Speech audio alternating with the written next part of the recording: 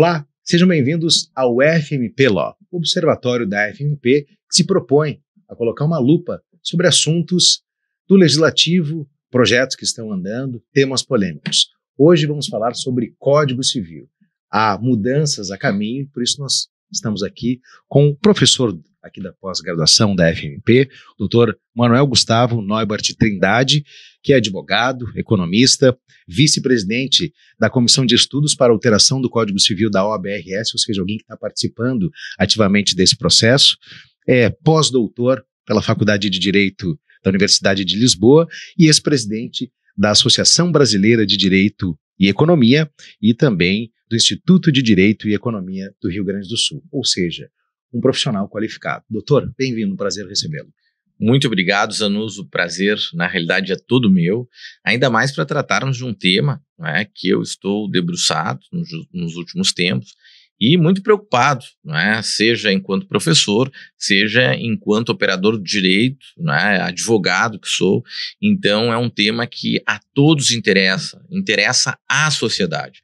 E cabe dizer, né, no início de conversa, né, quanto à pertinência ou não de termos agora uma potencial reforma, veja bem, não digo uma reforma, mas uma potencial reforma que nada está certo ainda, mas com o impacto, se ela se consolidar nos termos que está sendo apresentada agora, mais do que uma simples reforma, é quase que um código novo, um código civil novo, não é? E como eu tenho assim comentado com os alunos, conversado com colegas, inclusive, dentre os quais participam também da mesma comissão que acompanha, então, os trabalhos de revisão, não é? A gente ainda está um pouco em dúvida da realmente pertinência e da positividade daquilo que está sendo proposto, não é? Alguns pontos, vou lhe dizer, me tomaram assim de surpresa, deixaram-nos um tanto quanto perplexos, não é? Sabe-se, claro, que há por trás disso uma vontade política muito grande. Né? Esse ponto não é de se desprezar. Por quê? Porque sabe-se, né, quem vem capitaneando este processo é justamente, não é, o Rodrigo Pacheco, não é, que quer deixar a sua marca nessa sua gestão. Então, forma-se uma comissão de juristas para apresentação do anteprojeto. Já foi apresentado uma primeira versão, não é? Salvo engano, foi no dia 26 de fevereiro do corrente ano, ou seja, de 24, os trabalhos iniciaram no ano passado, foram tanto quanto rápidos e foram apresentados agora. Ainda não é a versão final que Sim. será apresentada ao Senado. Os dados estão rolando. Exatamente. Ainda está sujeita a emendas, né, que poderão ser, então, integradas ou não, e a versão final será entregue no início de abril, salvo engano, aí, se não me falha a memória, dia 11 ou 10 de abril. Bom, a partir daí, também, há muita água a rolar, nada está definido, porque também, mais uma vez, ainda que se vá adiante com este processo, tem todo o trâmite dentro do Legislativo do Congresso Nacional, onde sofrerá muitas pressões por vários grupos de interesse, né? Nós conhecemos né, esse movimento por lobby, né? E os próprios congressistas e especialistas poderão ainda contribuir, então há muito o que acontecer. Diria até que está como sempre, não poderia ser diferente, até mesmo em dúvida quanto à realização maior ou menor. Pode ser que nada aconteça. Tá? Mas vamos lá, vamos pensar então na hipótese que realmente isso venha a passar. Do que nós temos hoje, de acordo com este anteprojeto apresentado, então, mais recentemente, como disse, Há alguns pontos positivos, né? Vamos começar pelos pontos positivos. Há, então, vamos dizer, uma pretensão de que este diploma, que rege, talvez, é o mais importante existente depois da Constituição, né? Porque rege a maior parte das relações civis, né? Então, há, sim, uma nítida intenção, e, nesse sentido, me parece muito auspiciosa, de que haja uma adequação, uma atualização da lei, do que está positivado em lei, com os avanços sociais. Por exemplo, não é? Casamento entre pessoas de mesmo sexo, não é? A consideração da própria unidade familiar, não apenas em um casal, entre cônjuges, né? Não estou nem dizendo em união estável, não. Sim. Isso já está superado. Eu digo, mesmo uma unidade familiar não é apenas um casal que convive maritalmente ou conjugalmente, não. Por exemplo, uma mãe, um filho, um pai, um filho, uma filha, um avô com os netos, isto também é uma unidade familiar, né? Então, nesse sentido, me parece bastante interessante. Há uma boa vontade nisso. Só que, como tudo, né, nem sempre, né, o inferno está cheio, né, de boas intenções. Com essas boas intenções e levando, então, a cabo um projeto tão ambicioso como esse, por exemplo, do que eu vi até agora, várias jabuticabas, vamos dizer assim, estão sendo plantadas. Por exemplo, no próprio direito empresarial, que é a área que eu estou mais, então, preocupado em acompanhar e mesmo propor alguns destaques para serem observados. Então, ali há algumas situações que nós não entendemos bem e que muitas vezes são de fundo, não é? Questões realmente não só de interesse teórico, mas aplicado. A começar pelo artigo 966, onde se define ali a atividade empresarial, né, e a própria empresa, assim, com não muitas bases teóricas prévias ou já um balizador prévio que nós poderíamos trazer ou transplantar de outra jurisdição. Não, parece que se cria algo ou se quer criar algo sem muito embasamento. Não é? Pelo menos não está devidamente explicado. Então há uma preocupação bastante grande em relação a isso. Não é? Então, embora haja essa, né, começo a dizer, haja uma boa intenção inicial, esta comissão, não é, de juristas, então formada, né, por iniciativa do Rodrigo Pacheco, que é capitaneada, não é, presidida então pelo ministro Luiz Felipe Salomão, não é, do Superior Tribunal de Justiça, são grandes juristas, não é, grandes operadores do direito, muitos magistrados e professores, entre os quais, inclusive, amigos que eu tenho próximos e professores que eu admiro muito. Mas me parece que, assim, dada, não é, a ambição desse projeto, está sendo tudo rápido demais e sem necessariamente uma coordenação que venha a trazer uma certa unicidade a esse projeto. Ele está um tanto quanto, desculpa usar uma expressão mais aqui informal, é uma certa salada de fruta, né? Cheia de boas intenções, mas que, por outro lado, também está trazendo uma série de alterações que não se entende, no mínimo, para se dizer assim, né?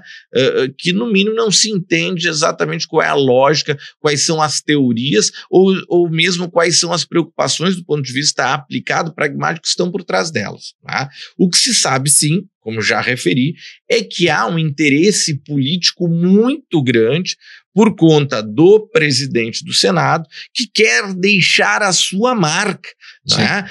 Talvez seja louvável pensando, né? Isso não é motivo de né, nenhum tipo de reprovação quanto a isso, mas nós temos que ver sempre né, uma eventual colisão entre o interesse individual, né, que eventualmente quer ter um protagonismo nesse processo e deixar uma marca, e o interesse social da sociedade, da coletividade, porque vamos lá, este código, se tratando de um código civil, e né, considerando um país do tamanho do Brasil, é um código muito recente. Sim. É um código que tem em torno de 2 décadas. Ele mal esfriou ainda, né? Muitos ainda chamam de novo Código Civil. Que nasce velho, né, doutor? Que já nasce velho, claro, porque ele demorou ou não, né?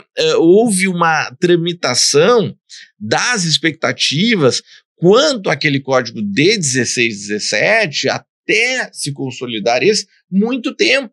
Mas até, se nós formos pensar assim, historicamente, na realidade não foi um projeto que demorou muito para tramitar, foram vários, porque sempre em algum momento se percebia, bom, olha, isso talvez não seja interessante que se faça agora, não é? Então, o que eu vejo assim, não é? Direito, né? E agora eu já posso dizer, depois de uma certa experiência, né, a gente mais ou menos aqui somos muito jovens, a gente tem uma mesma paridade etária aqui, mais ou menos, somos muito jovens, mas a gente também tem um pouquinho de experiência. Direito é naturalmente reativo, e muitas vezes não é o papel do direito ser proativo ou protagonista. O protagonista de um processo de mudança tem que ser a sociedade, e o direito tem que respeitar isso. Os tribunais já possuem, sim, né, e muito esta função, né, de adaptar o que está no texto da lei às realidades, né, sem nunca, obviamente, desrespeitar um texto legal, mas sim adaptá-lo ele à realidade, o que já acontece. Então, o que eu poderia dizer de tudo isso, Zanussi? É positivo? É. Só eu tenho dúvidas, muitas dúvidas, em relação a este texto apresentado. Seria talvez mais interessante que, a partir deste texto apresentado, houvesse um bom tempo de maturação, o que pode vir a acontecer agora no Congresso, né, com diversos outros especialistas se debruçando sobre o tema, refletindo sobre as potenciais consequências e modificações, e aí um texto mais maduro, quem sabe, daqui a vários meses ou um ano a mais, um pouquinho mais, possa sim nós termos uma novidade mais consistente. Bom, é quase uma tradição, né, do Congresso brasileiro aprovar leis assim, de afogadilho, textos mal escritos, né? Eu estou no 7º semestre da faculdade, já deu para entender que, né, às vezes as pessoas erradas é que trabalham em alguns projetos.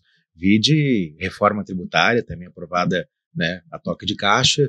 Nós precisamos de uma reforma administrativa profunda, que seria necessária, inclusive, talvez, ou em paralelo ou antes do Código Civil, não sei se o senhor concorda. Concordo plenamente, né? Concordo plenamente, porque, mais uma vez, né, trago aqui, quando a gente fala em atualização da legislação, há sempre um conflito entre interesses particulares e interesses sociais ou coletivos, né? E nesse caso que eu vejo muito, e não estou apontando ninguém específico, mas uma vontade muito grande de haver protagonismo, de aparecer, de eventualmente se consagrar a alguma doutrina em específico, mas em se tratando de uma lei desta magnitude, do Código Civil, que talvez abaixo da Constituição Federal, como eu disse, seja o principal diploma legal, a gente tem que pisar um pouquinho no freio e pensar assim, isso aqui não deve nunca ser uma contribuição individual, tem que ser uma contribuição coletiva e construída pela coletividade, não é? Então, mais uma vez, há muitas intenções boas, sim, as intenções boas, acredito, estão sim a motivar a esse novo código. E veja só, é um ato falho da minha parte, né? Este novo código, porque na realidade não é um novo código, é uma reforma, mas são tantas as alterações que parece que está por vir um novo código. Nessas alterações, qual segmento da sociedade vai ser mais impactado? Nós falamos fora do ar aqui, direito das famílias e sucessões. Por quê? Perfeito, perfeito. Este é um ponto que me parece bastante interessante e talvez realmente é um dos pontos que mais mereça esta reforma. não é? Porque nas últimas décadas, e mesmo nessas 2 últimas décadas, né, que entremeiam desde a vigência do Código atual, de 2002 até agora, 2024, né, embora a iniciativa seja já de 2023, nesse meio tempo muita coisa mudou. Não é? A própria concepção, não é, de família. Não é? Antes nós tínhamos muito claramente, não é, a ideia de que família era constituída por um casal. Não é? Depois se compreende que o casal não é apenas um homem e uma mulher. Hoje em dia, não é nem mais isso, e digo não é mais isso, não por uma questão de gênero, mas porque uma família, e me parece muito natural que seja assim, ela é constituída muitas vezes por uma mãe e um filho, um pai e os seus filhos, né? Os avós e os filhos. Né? Então, por que não garantir ao núcleo familiar? Independentemente seja um casal, se haja uma convivência marital ou conjugal, família não é necessariamente isso. Mas não estou dizendo numa família aqui, que seja composta por humanos e outros animais. Não, não é isso. Entre humanos. Não é? Então isso tem que ser preservado. E quando a gente fala em família, a gente também fala em sucessões. As pessoas que estão ali se apoiando, não é? Lutando e trabalhando em conjunto para constituir patrimônio, também é natural que isso venha a se refletir depois nas relações sucessórias. Tá? E aí a questão de gênero, que talvez aí do ponto de vista jurisprudencial já esteja muito bem encaminhado, é importante talvez que a própria legislação também venha a acompanhar. Então, respondendo, quais são as temáticas mais impactadas? Diria talvez o direito de família, este muito, o direito sucessório também a reboque vem a sofrer essas consequências, né? E me parecem até positivas. Temos que ver só em um e outro ponto, também com muito cuidado, porque mais uma vez é muito pouco tempo para pensar num anteprojeto e a gente não sabe muitas vezes as consequências dessas mudanças. Mais uma vez, né? Já disse, né, um lugar comum aqui que de boas intenções o inferno está cheio, mas mesmo na economia a gente diz que muitos efeitos, muitas consequências são contra-intuitivas. Se imagina que se vai alcançar algo e o efeito é inverso. Isso no direito acontece com muita frequência por meio das ações judiciais, não é? Decisões judiciais. Então a gente tem que ter um cuidado muito grande no amadurecimento e pensar e repensar nas consequências de cada uma das alterações. E só se tu me permite ainda em complemento essa tua pergunta, complemento a minha resposta à tua pergunta, é dizer o seguinte, que eu gosto de dizer aos alunos, alguns colegas talvez não venham a gostar, colegas professores disso que eu vou consignar, mas eu particularmente não considero o direito como uma ciência. E veja bem, né, para ninguém ficar bravo comigo, não é que não seja eventualmente uma ciência, se nós formos adotar um conceito amplo de ciência. Mas, num conceito estrito, como é o caso das ciências exatas, da natureza, o direito não. Direito é um produto social, é convenção, é produto humano, e como tal, ele deve ser muito bem ponderado. Então, uma reforma desta magnitude me parece que está indo rápido demais.